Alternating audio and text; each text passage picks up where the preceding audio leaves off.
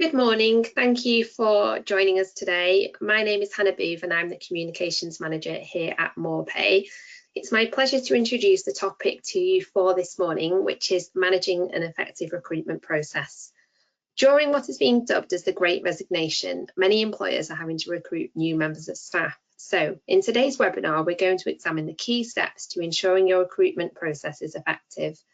Our presenter, Michelle, will discuss the importance of first impressions when it comes to creating a positive candidate experience. We'll also walk you through the key stages of the recruitment process, including defining the role, attracting both internal and external applicants, managing the selection process, and making an employment offer. So a few quick things to cover before we get started. You'll have noticed that your microphone is on mute. However, we do want to hear from you, especially in a live Q&A at the end of the webinar. So you can drop your questions into the question panel as shown here on the slide. We've had an incredible response to the webinar, so I imagine we will have lots of questions, but our expert Michelle will do her best to get through as many as she can. Another note, if you are facing technical difficulties, don't worry too much. We will be sending you all a recording and copy of the slides after the webinar. However, if you are facing technical difficulties, please do flag it in the question panel, because if lots of them come flooding through, I'll know there's an issue at our end and I can do my best to try and fix it for you. So moving on to the agenda for this morning, Michelle will start by looking at what you need to do when an employee resigns. She'll then discuss some key things you need to consider when trying to attract top talent. Michelle will also walk you through the key stages of the recruitment process and how to ensure you're creating a positive candidate experience. In addition, we'll look at the relevant acts that deal with the employment relationship and impact pre-employment issues such as the Equality Act 2010. And finally, Michelle will also discuss the business benefits of an effective recruitment process. Before I hand over to Michelle, I'm conscious that we will have people on the webinar that aren't familiar with Moorpay, so I'll give a very brief introduction. We provide payroll and HR software as well as outsourcing services to UK businesses. We've been around since 1966, have all the accreditations you'd expect, and we're rated excellent on Trustpilot. Our promise is to make payroll and HR easy, and here's how we do it. We've built payroll and HR software that's easy. We deliver quality outsourcing options, and all of this means worry-free compliance for businesses. On the slide, you can see some of the businesses who trust us to take care of their payroll and HR. So that's enough from myself. Let's now move on to meet the presenter for today, Michelle. If you've attended some of our webinars in the past, then you'll know Michelle well. She is our HR, Technology and Services Director and has been with Moorpay since 2017. Michelle is CIPD qualified with over 18 years of experience in both operational and strategic HR. Good morning, Michelle. Good morning, Hannah, and good morning to everyone on the webinar. I'll now hand over to Michelle, who will take you through today's webinar. Thanks, Michelle. Thank you. So yeah, just to start off, I'm sure you've heard this phrase and you may know quite a bit about it, but what is the Great Resignation? The Great Resignation is what we believe is happening after COVID, and it's become quite a coined term in the marketplace and around businesses.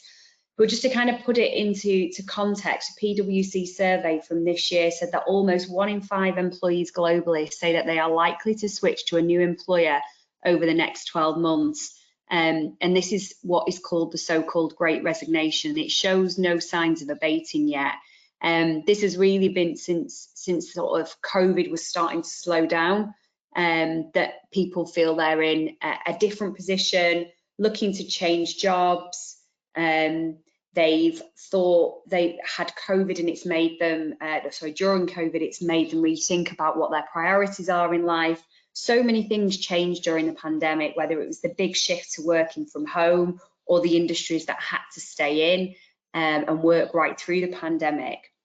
And with furlough, a lot of people were uncertain about their futures, perhaps made them think about trading in another job, doing something different, or just generally reevaluating where their life was.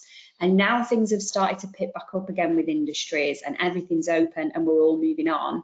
It seems that people have more choices, and this has led to a lot of people looking to move on, feeling they have that option, and it's made for a very buoyant employment market, but that comes with some difficulties for us as employers. So that is what this webinar is really focused on, is how do you get ahead of any problems that this so-called Great Resignation may cause for you. So to dive sort of straight in to the practicalities of that, if we go on to the next slide, we'll talk about what to do when an employee resigns and what that will actually mean. So it can be a shock when an employee resigns, but right from that first notification of someone saying that they want to hand their notice in, it's really important to get things right.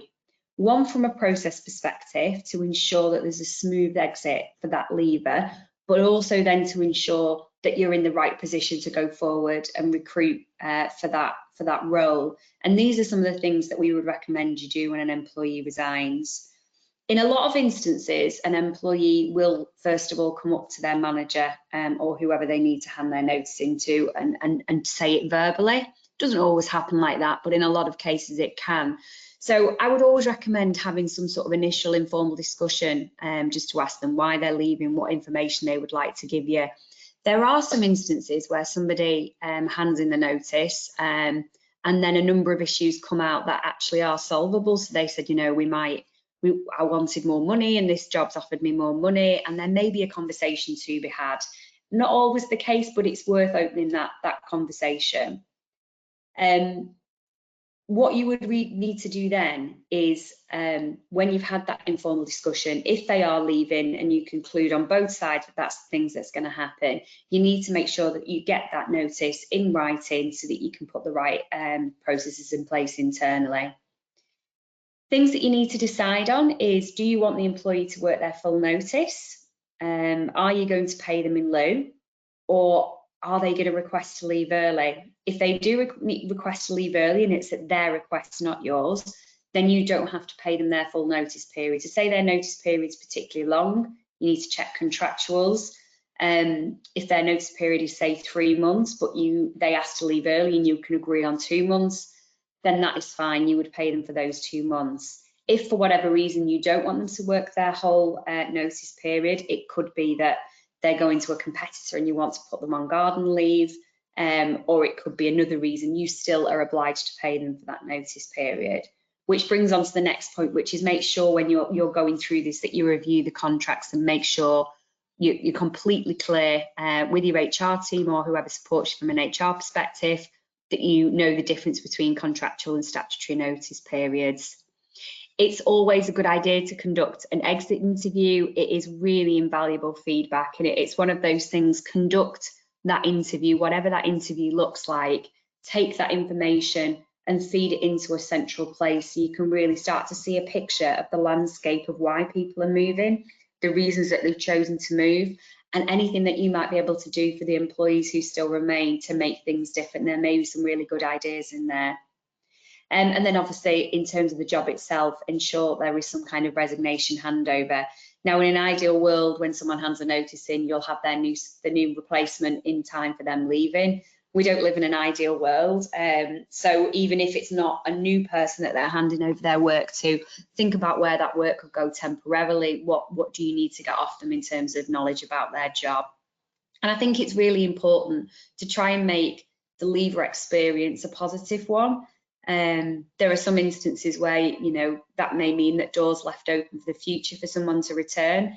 And it's always better to have people who are leaving on a positive experience of your organisation. So on to the next area then, which is really now focusing about attracting top talent. The bit before is just kind of the practicalities of that lever and making sure you are in a situation where you've got a resignation and a lever, but this really is now what to do next. And really thinking about the generic areas that you should consider when you're looking to attract top talent. I think these are things that you should be thinking about in the wider context of things like a recruitment and talent strategy. So this is even before you have a resignation. These are things that should be on your radar as business owners and business managers. about how you can be prepared for resignations, particularly in an environment like now where we are seeing a great resignation. And these are just some things for you to consider. So the first one on there is around employer brand. What is your reputation like as an employer? What do you have in place to get your name known as a brand that people want to work, as a place people want to work? What's your culture like? How do people feel about working there? How do you treat staff? What's known out there in the marketplace? Really thinking about what your brand represents. A big part of the brand piece now is having a digital presence and thinking about how you appear on the internet and how you appear on different types of social media platforms. And this could be LinkedIn, Facebook, Instagram, even TikTok. There's quite a few businesses now who have introduced TikTok as a way to promote their organisation. But what you need to do is make sure you are active on these sites, thinking about what sort of content and posts that you release and how that all helps your employer brand. And other things to look at is looking at the job you advertise and what is involved in the jobs that you advertise and the things that sit around it. So the first one on there is around having fair salaries. It's a really competitive marketplace at present, and it's the time to make sure that you're offering fair salaries. I'll be honest that some organisations, because of the kind of recruitment and staffing shortages, are using tactics now of sometimes offering what I can only term as silly money to secure talent, get people in.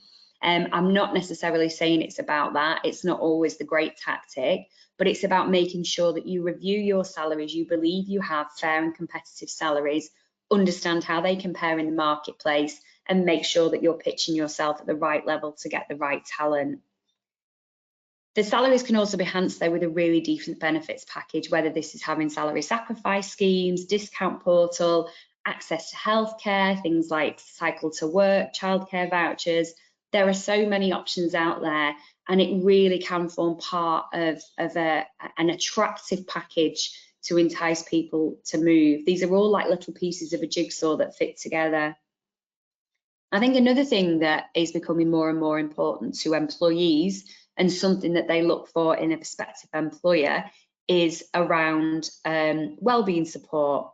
I think especially during COVID, balances really shift when personal and work lives became really merged, and it's important to keep that progress that we started to make. Just because we're shifting back out of that pandemic and into COVID, keep some of those good things that you've got. What is your wellbeing support? What strategy have you got in place? What support have you got in place? Don't be surprised if someone asks you this during an interview process. For a role that I've been recruiting for recently, it's a question that I've been asked a few times, really quite interestingly and really quite fairly. So it's things like, do you have an EAP in place? Have you got mental health first aiders? Do you run workshops on different areas of wellbeing? How can people seek support through their benefits package for things like wellbeing, financial wellbeing? What different things have you got out there? And probably the last one to mention is around flexible working. Again, something that we've seen a rise of since COVID and working from home. And we're finding that that actually is swaying employees one way or another, looking for more flexible offerings when job hunting. Now, obviously, this isn't going to be an option in every single industry, but even in all industries, what are there any other areas that you could look at? So it could be working from home, some kind of hybrid working, a part in the office, part at home. Can you offer part-time working, job sharing, flexi time? There are a number of offerings, and I think it's important to think what would help you as an employer secure that top talent. Again, for recent roles that we've been recruiting, again, it's a question that's asked a lot about the actual working arrangements. So then sort of to dive right into the recruitment processes and the key stages of a recruitment process. When you're starting a recruitment process, it's really important to think end to end about how you want this to look and feel as a process. And CIPD have posted some really interesting information in a fact sheet that they released in October 2021, which talks through in detail what these 4 stages are and what you need to take into consideration. But their quote, which I'm going to read because I think it's quite a good one, is good recruitment is vital for every organisation, especially when labour markets are tight. Finding the right people for the right roles at the right time. It ensures that the workforce has the relevant skills, ability for the organisation's current and future needs. And effective resourcing is not just about filling an immediate vacancy, but about having an impact on the long-term success of the business, using planning data to understand what skills are needed for your organisation to perform in its best way. And that's a really good way to underpin the end-to-end recruitment process. So if you just look at the 4 areas there, I mean, they are relatively self-explanatory, but it is worth just revisiting them and rechecking in with yourself when you are going through a recruitment process. The first one is making sure that you've defined the role, having the right job description and the right person specification. Now, you're never going to be able to list every single task that you expect that person to do in one job description, and jobs evolve and are agile, and that is a good thing. But to have the good basis of what you are expecting in this role and also what you think success will look like, it's really important that when a candidate is looking for a role, that they see a role that fits their skills profile, and they're looking at the profile of the job, what the job entails, but that they can also see what success would look like. Making sure that you have that role defined from application stage is really helpful, and it will also help your conversations during the selection process. The next thing you need to think about is attracting applicants. How do you do this? There are so many different ways to look at this. It can be attracting on job boards, it can be using agencies, it can be promoting through LinkedIn, using your existing staff to word of mouth. Having a referral scheme internally is always a great way. You usually get quite what we term a hot candidate, as in that they're really genuinely interested in the role. If they've come on a referral through an existing employee who has said, you know what, this is a good place to work, we've got a role, I think it'll suit you, and it can be a mutual beneficial arrangement. But attracting the applications, it's really important to think about how you're attracting them, where you're attracting them, and how are you going to get the biggest, widest and most diverse pool of candidates to get the right people in the right roles. We'll talk about this in a little bit more detail around managing the application and selection process, but this can be quite a resource intense and cumbersome process between sifting through CVs, feeding back, contacting candidates, arranging interviews, feeding back from interviews. It really is kind of the crux of what the recruitment process is. And I'll talk a little bit more about how you can think about making that as fair, as open, and as positive as possible. And then the final stage, when you found that person who fits the profile, but also has agreed that, yeah, you're the company I want to work for, and the final stage of that is making sure that there's a slick end to it, making the offer and the appointment. And again, it's important not to take your eye off the ball at this point, because that part is just as important as the rest of it from a candidate's perspective. They've had an experience of you as an employer throughout the recruitment process, but they're even still kind of critiquing, reviewing you as an onboarding process. What's that onboarding process like for the employee? How quick are they getting all the information? Are you keeping them up to date? So just thinking end to end how important this all is about the impressions you give about your organisation. Which takes us nicely on then to talking about the candidate experience, and something that I think is really important to talk about. It's really vital in this market at the moment, particularly with such a tight labour market. It almost has become a bit of an employees market rather than employers market. We've got to remember that this is a two-way process.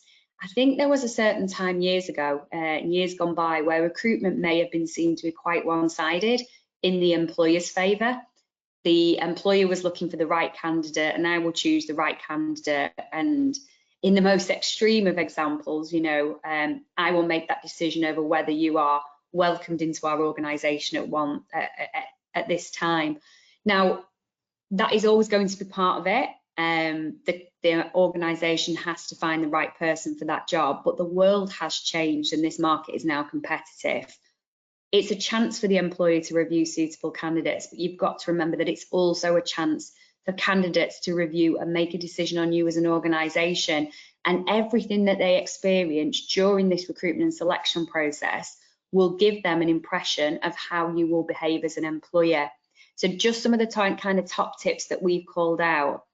The top one is really, really important. This is regular communication. I am sure if we put ourselves in a candidate's position when we've all been job searching, that there is nothing more frustrating than applying for a job and either it taking a really long time and you've got to keep chasing, or in some instances you just don't hear back. So you've sent your CV in and the company doesn't even have the decency to turn around and say, I'm sorry, we're not progressing you to the next stage.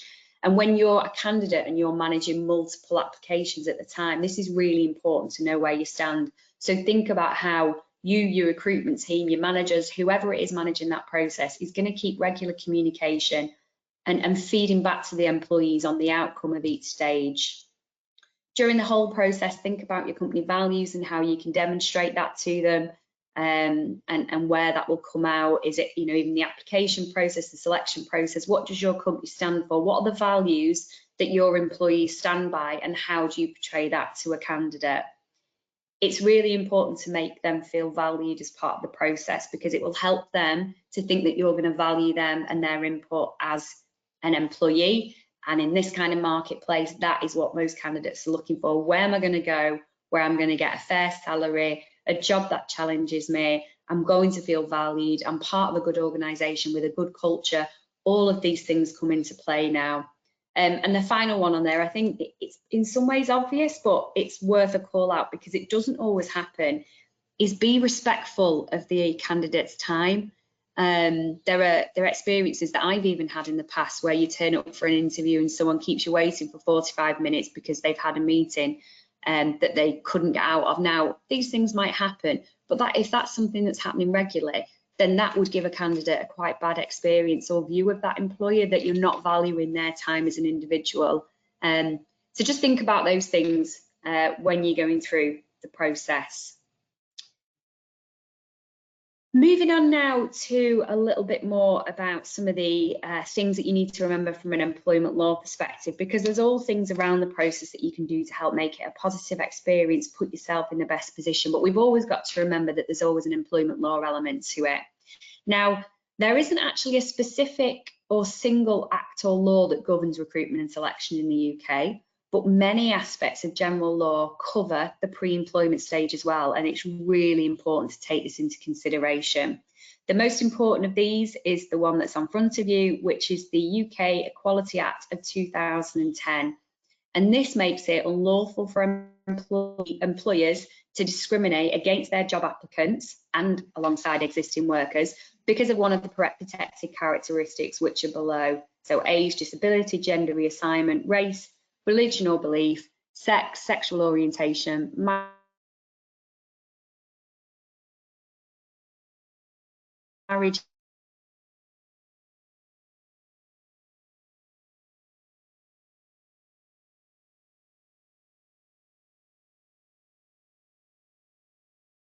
the next slide then, before we get on to questions, there's a couple of things to finish with, but I wanted to dive into a little bit more information about how you can make sure that you overcome some of those obstacles that you might find when looking at the UK Equality Act.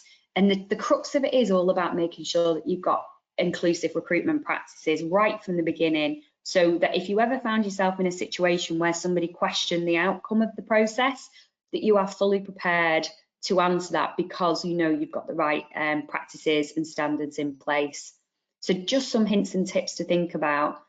At an application stage, sometimes it might be worth thinking about blind CVs, hiding demographic information that can lead to bias, so names, pictures, hobbies, interests, even dates that they went to school and got their qualifications. In some instances, it doesn't really matter. This might not suit everyone. It's just something that maybe you could think about, and some organisations do adopt and is seen quite favourably in terms of ensuring that from the beginning it isn't a biased process. There's also the option to introduce some technology-enabled assessments that really measures performance on real-life tasks, and thinking about how you could add that into the application stage. And again, this is really focused on what the individual has to offer rather than who that individual is in relation to any of those protected characteristics. Before the interview, it's really important to agree what the profile is that you're looking for, what profile of a candidate, what experience are you looking for, what education are you looking for, what skills are you looking for. Know that up front as part of getting ready for that recruitment process.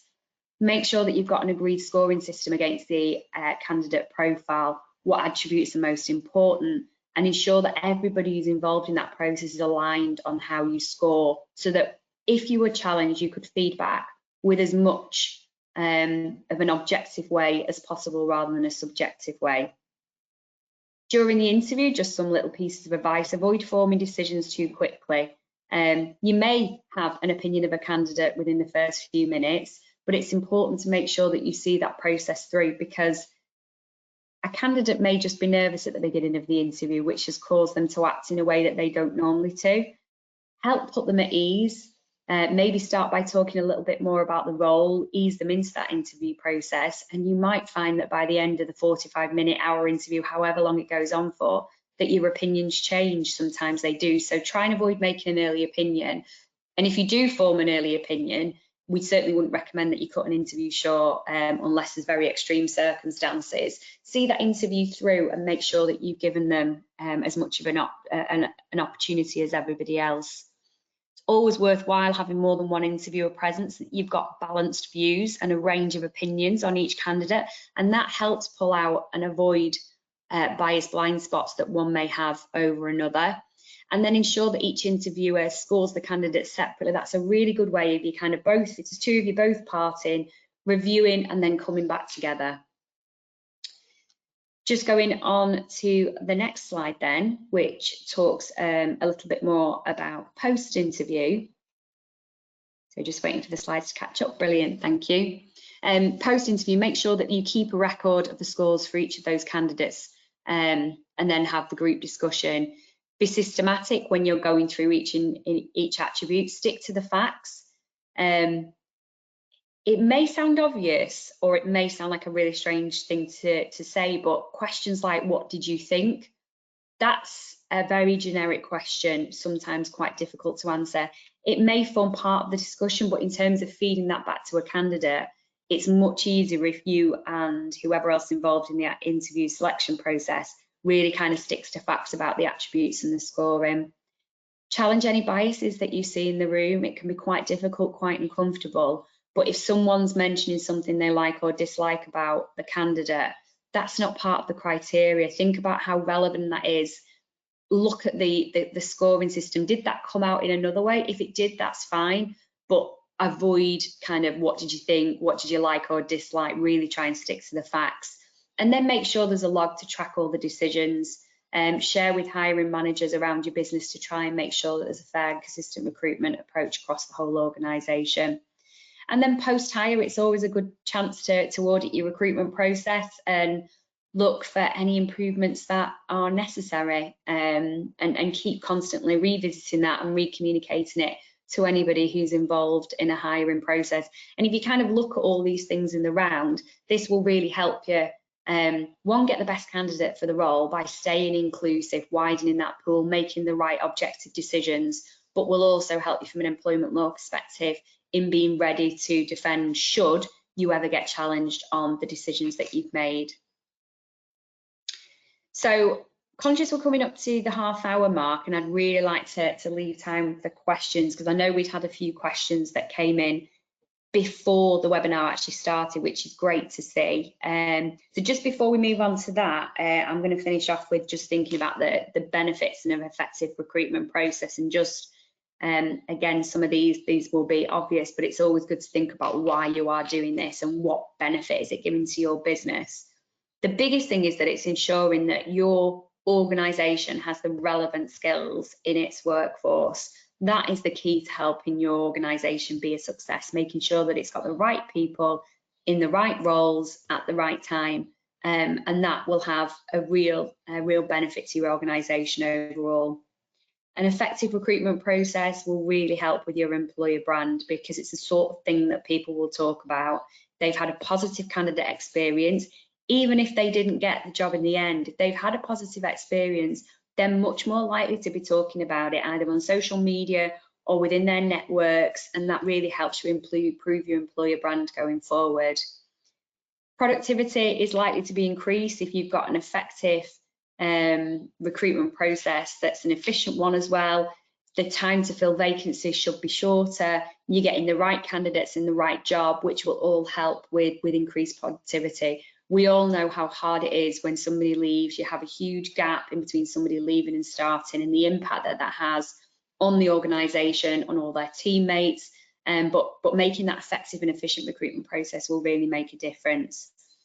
And overall, it will generally improve retention. You may have, if someone's had a poor candidate experience, they may decide to take the job anyway, but that will stay with them during their tenure with them, however long that is.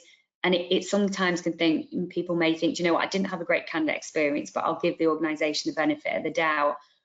But if that then's reflective of how your organisation is, that there may not be a great opportunity for retention. But I just think overall that effective recruitment process will just really help you nail right person, right role, right experience, and the right, they're going to bring the right sort of amount of work, of dedication to your organisation. Your organisation's going to benefit from that overall. So a bit of a whistle-stop tour. There's so much to cover in recruitment. We probably could have gone on a lot longer than this, but I just wanted to make sure we gave you an overview of where we think you should focus your efforts and things to think about in this climate. But I'm going to hand back to Hannah now and see what questions we've got coming in.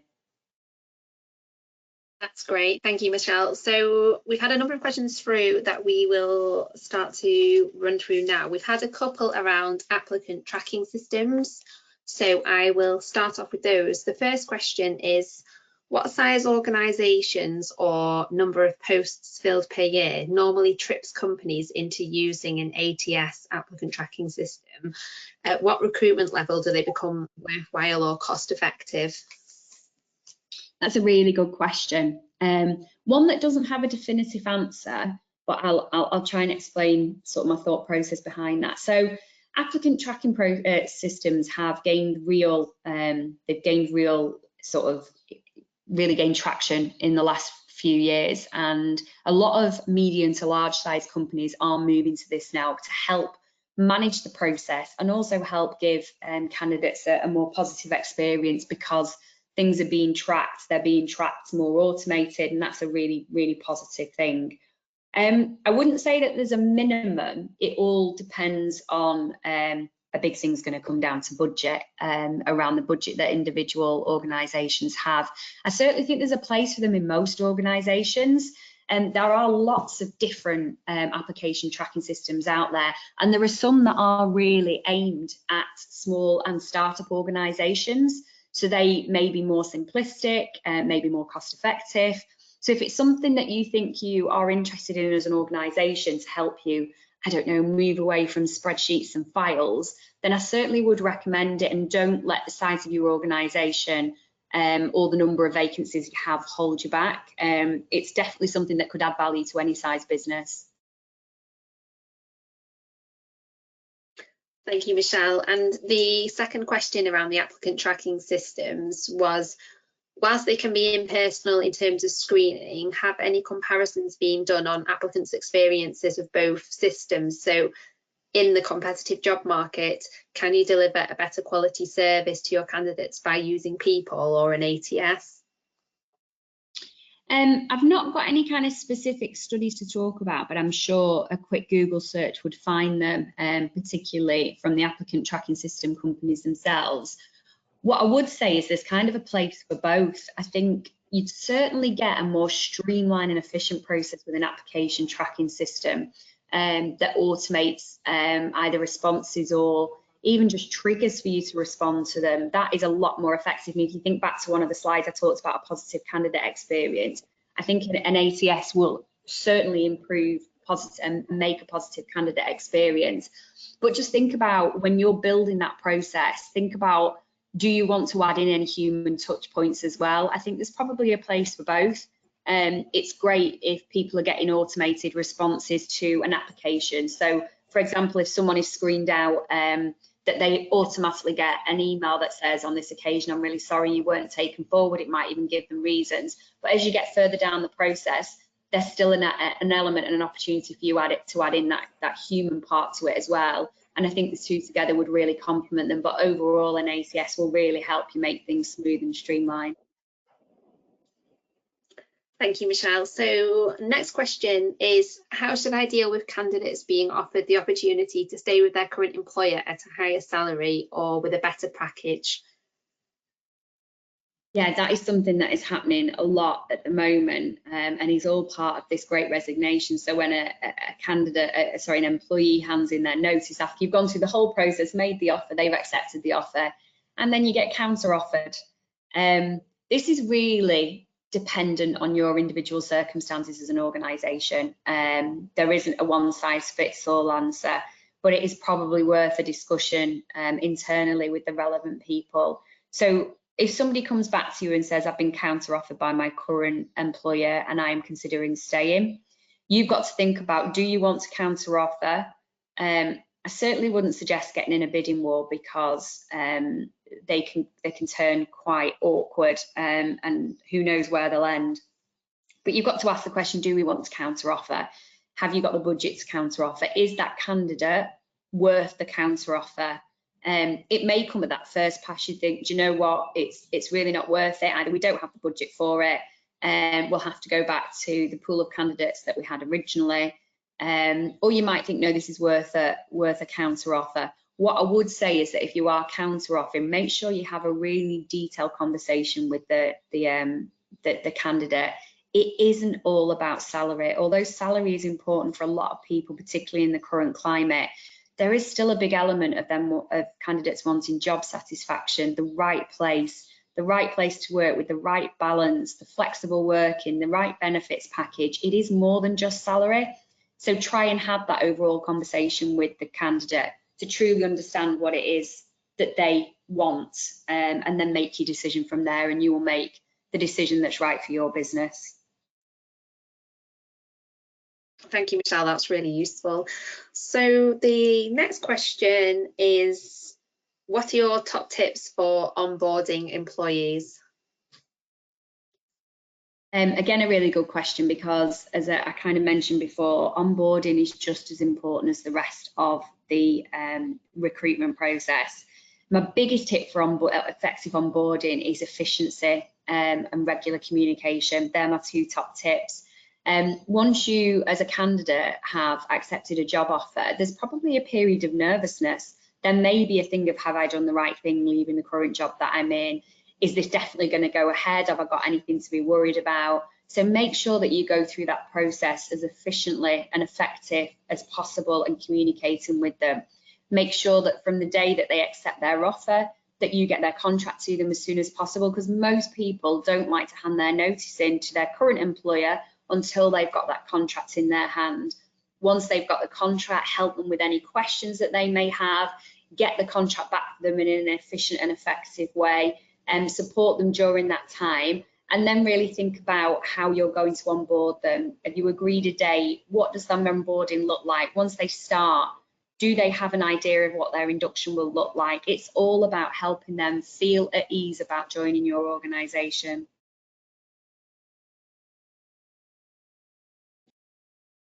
Thank you, Michelle. Right, moving on to the next question. So one of the departments in my business has a high employee turnover, which is negatively impacting performance of the team. What initiatives could I try to reduce this turnover?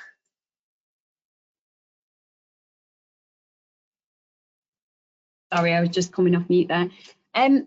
I think one of the things that you need to think about is really start with that team and the culture within that team.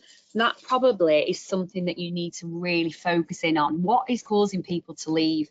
Have you done exit interviews with team members that have left? And what is the common thing that they're saying?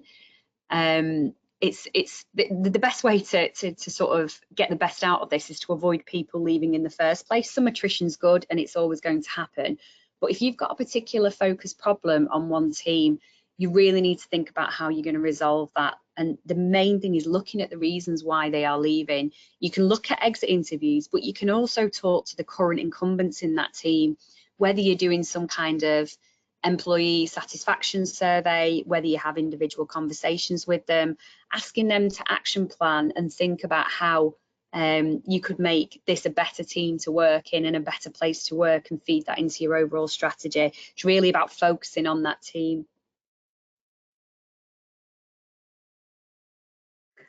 Thank you, Michelle. And linking to this, we've also had a question around exit interviews, asking what kind of questions can you ask during these? Yeah, there are lots of options and things that you can ask, but just as a basic off the top of my head, and I'm sure if there's any Moorpay customers on and they want some help with this, we can help with potential templates.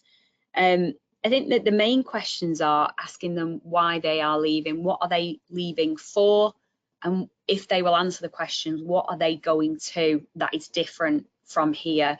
It's always worth asking them, is there something what did we do well and what could we have done better, and kind of trying to get those two perspectives on it, so you understand where things are going well but where things need improving. They're the two probably main areas. There's loads of subsections of those questions. My advice would be to not make it too cumbersome. It can be a difficult conversation for both an employer and an employee to have, but I think it's an important one to have before somebody leaves, because you might not get everything you need from one exit interview, but over time you'll build up a profile of how people who are leaving your organisation are feeling, why they're leaving your organisation, and what they are going to that's different. And then that can help you implement strategies in your organisations to improve things. Thank you, Michelle. We've got time for just a couple more questions and then we will need to close it off. So one very quick one again in relation to the exit interviews is, who should the exit interviews be conducted by? Should it be the line manager or should it be someone in HR?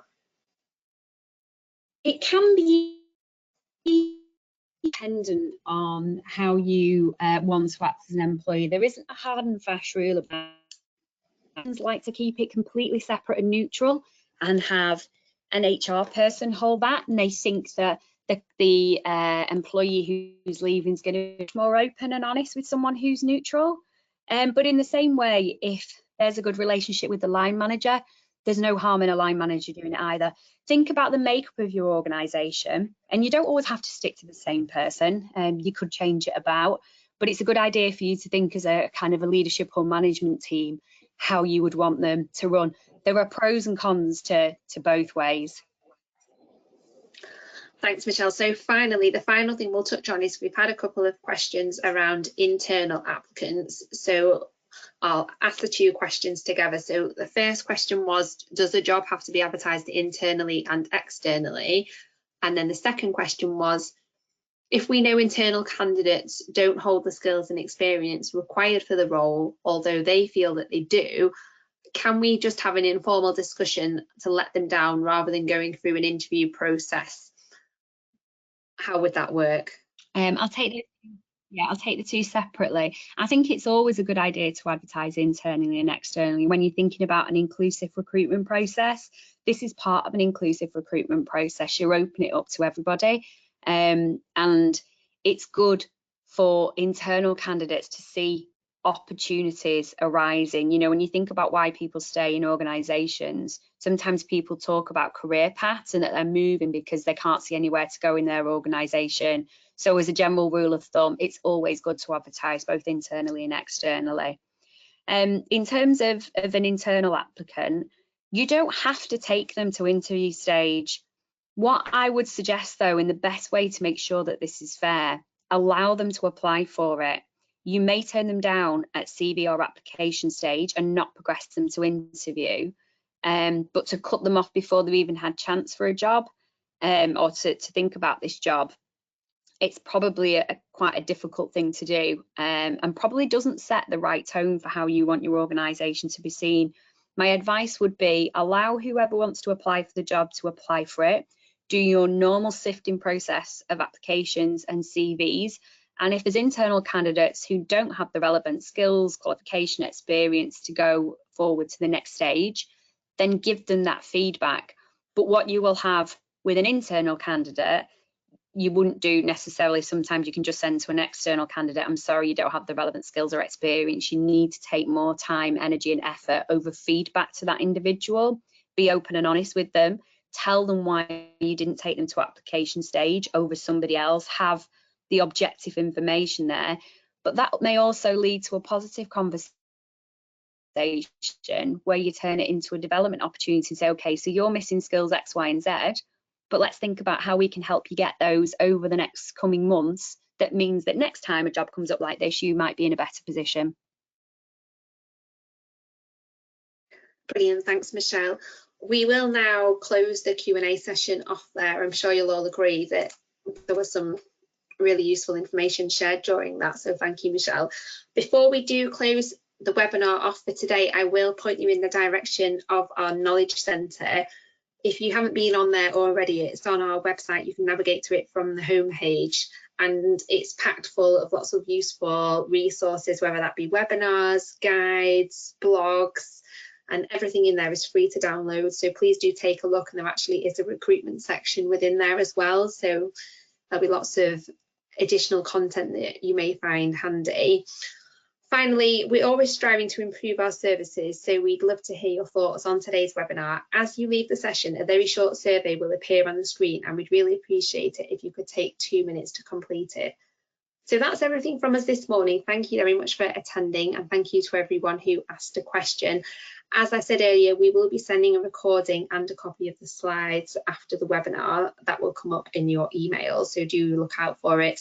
So that just leaves me to thank Michelle for your time this morning. You've been a fantastic host as always, and I hope you all have a lovely day. Thanks Hannah, and thanks everyone for attending. Thank you.